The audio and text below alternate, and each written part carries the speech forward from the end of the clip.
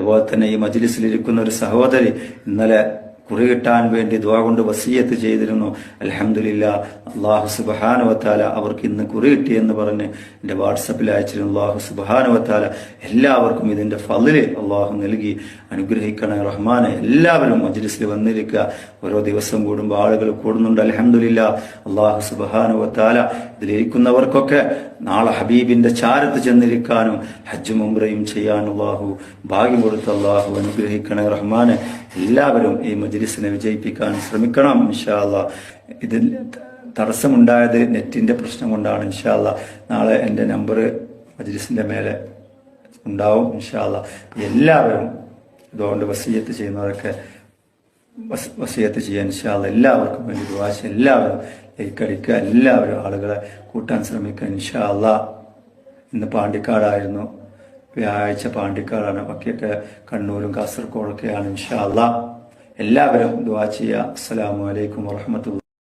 അസ്സലാമു അലൈക്കും. പ്രിയമുള്ളവരെ, ഇത് നൂറെ ഹബീബ് ഹാമിദ് ആറ്റക്കോയ തങ്ങളുടെ അനിയനാണ്. അപ്പോൾ ഇത് അനിയൻ ബാവ, നൂറെ ഹബീബ് ഹാമിദ് ആറ്റക്കോയ ചേട്ടൻ ബാവ. ഇനി ഇതിൻ്റെ ഇടയിൽ കുറേ ഇടയിലെ ബാവമാരും ഉണ്ട്.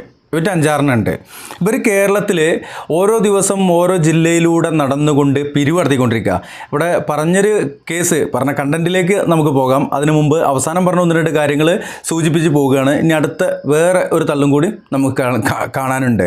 ഇവിടെ പറഞ്ഞത് മജ്ലിസിൽ നാളെ മജ്ലിസിൽ മേലെ എൻ്റെ നമ്പർ ഉണ്ടാവും. അപ്പോൾ വസിയത്ത് ചെയ്യണമല്ലൊക്കെ വസിയത്ത് ഇങ്ങനെ ചെയ്തുകൊണ്ടിരിക്കുക, ആളെ കൂട്ടിക്കൊണ്ടിരിക്കുക. ഇതാണ് ഇവരുടെ അവസ്ഥ എന്നുള്ളതാണ്.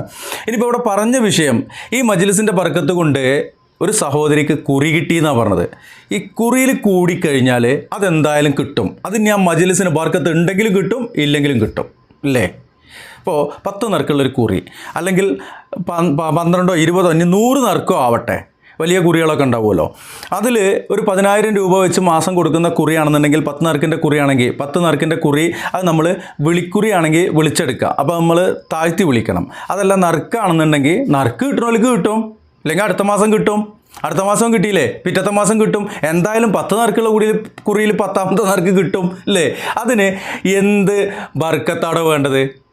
ഈ കുറിയിൽ കൂടിയിട്ട് അത് ലോട്ടറി കുറി എന്നുള്ള സാധനം അതല്ലല്ലോ. അതാണിച്ചെങ്കിൽ എങ്ങനെയാടോ ബർക്കത്തോണ്ട് കിട്ടുക? എന്ത് തങ്ങളാടോ തങ്ങളെച്ച് പൈസ ഉണ്ടാക്കാൻ വേണ്ടിയിട്ട് എന്ത് പൊട്ടപ്പോയത്തോ പറഞ്ഞുകൊണ്ട് ഇങ്ങനെ നടക്കുക എന്നുള്ളതാണ് ഈ തങ്ങൾ നാമധാരികളുടെ ഒരു ഉദ്ദേശം എന്നുള്ളതാണ്. ഇനി വേറൊന്ന്, അനിയൻ ബാവയുടെ വേറൊരു തള്ളു കേട്ടോളിങ്ങൾ. അപ്പോൾ അനിയൻ തങ്ങളല്ല, അനിയൻ ബാവ, ചേട്ടൻ ബാവ, എടയിലെ ബാവ, മൂത്ത ബാവ, നടുത്ത ബാവ, കുറേ ബാവമാരുണ്ട്. ഇത് ഈ ബാവ തന്നെയാണല്ലേ, ഈ അനിയൻ ബാവ തന്നെയാണ്. കേട്ടോ കാണി, നമ്മൾ പാമ്പിനെ കണ്ടമാനെ ചിലപ്പോൾ വീട്ടിലേക്ക് കാണും, ചില ഉറക്കത്തിൽ ഇങ്ങനെ സ്വപ്നം കാണും.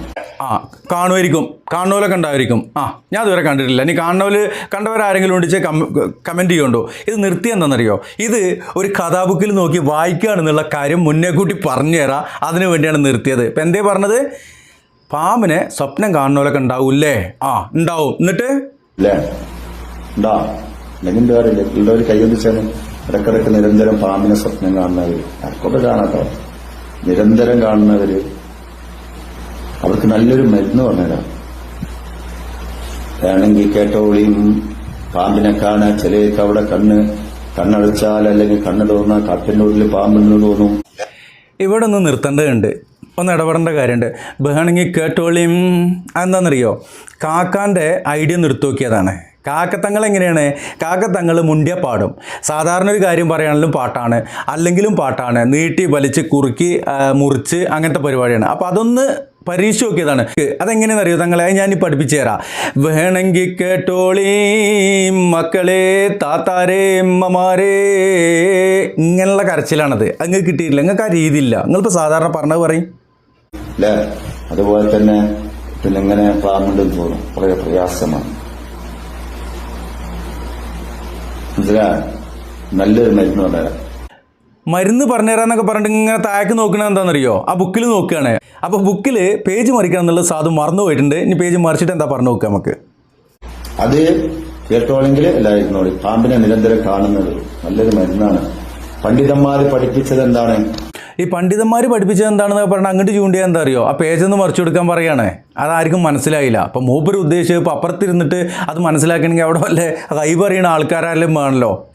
ഈ തങ്ങന്മാർ എന്നുള്ള പേര് മാത്രമേ ഉള്ളൂ, ഒന്നുമില്ല കയ്യിലേ. എന്നിട്ട് അത് നമ്മൾ കാണാതിരിക്കാൻ ഇത് ഒരു ദിവസം ചെയ്തുകൊണ്ട് കാര്യമില്ല കേട്ടോ. ഒരു ഏകദേശം ഒരു 45 ദിവസത്തിൽ തുടർച്ചയായി ചെയ്ത വലിയ അനുഗ്രഹമാണ്. എന്താണ് നട്ടുന്നതല്ല, മനസ്സിലായില്ലേ? അവിടെ എന്തോ ഒരു ബുക്ക് വെച്ചിരിക്കുകയാണ്.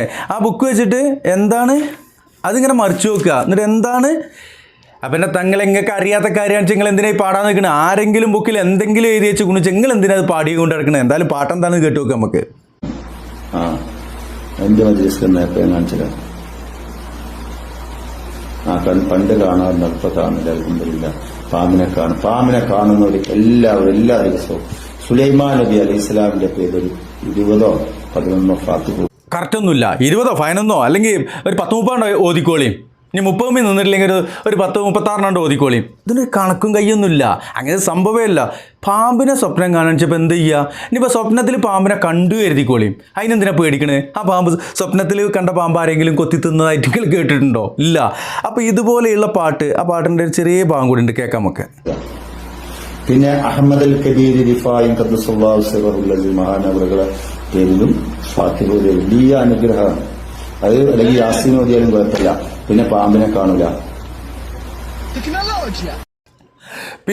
കാണൂല, പാമ്പൊക്കെ പേടിച്ച് ഓടിക്കോളും. ഏത് അഹമ്മദ് കബീർ റിഫായിയുടെ പേരിൽ നിങ്ങൾ ഫാത്തിഹ ഓതിയാൽ മതി, പാമ്പ് ഇങ്ങനെ അവർ പോയിക്കോളും. പിന്നെ നിങ്ങളെ സ്വപ്നത്തേക്ക് വരില്ല എന്ന്.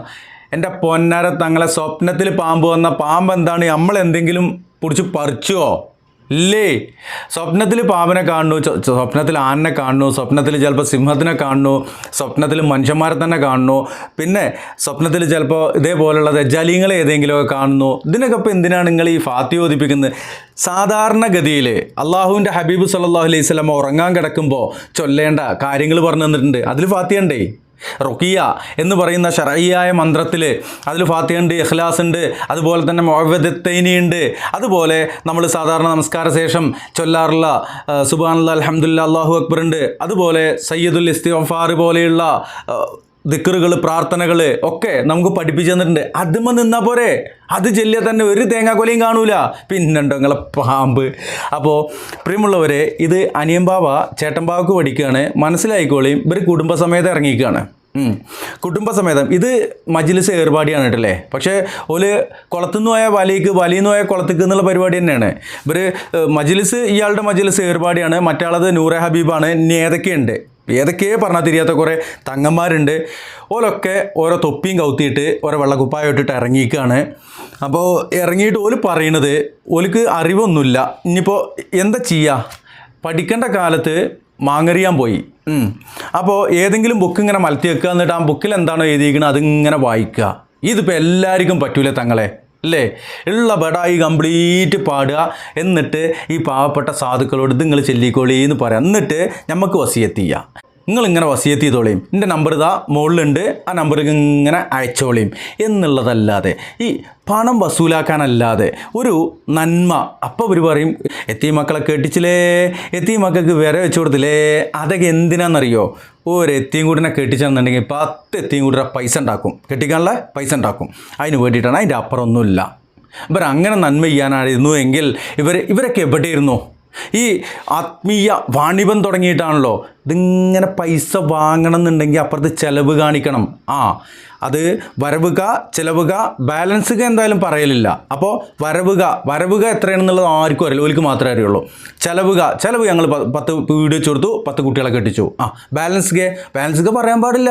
പറഞ്ഞാലെന്താണ്? ഉമ്മ തല്ലും. തന്നെ ഇത്രേ ഉള്ളൂ ഇവരുടെ കാര്യം എന്നുള്ളത് മനസ്സിലാക്കുക. ഇതുപോലെയുള്ള ആത്മീയ ചൂഷണങ്ങൾക്ക് പോയിട്ട് വഞ്ചിതരാകാതിരിക്കുക, അള്ളാഹുവിനോട് തേടുക. അള്ളാഹുവിൻ്റെ ഹബീബ് സല്ലല്ലാഹു അലൈഹി വസല്ലമ പഠിപ്പിച്ചു തന്ന ആ ജീവിത രീതിയിലൂടെ, ആ നിലപാടിലൂടെ ജീവിക്കുക. നാളെ അള്ളാഹുവിങ്കൽ എത്തുമ്പോൾ നഷ്ടക്കാരുടെ കൂട്ടത്തിൽ എത്താതിരിക്കുവാൻ വേണ്ടി എന്നാണ് ഈ ഉള്ളവന് പറയുവാനുള്ളത്. ഈ വീഡിയോ വൈൻഡപ്പ് ചെയ്യുന്നു. അസ്സലാമു അലൈക്കും വറഹ്മത്തുള്ളാഹി.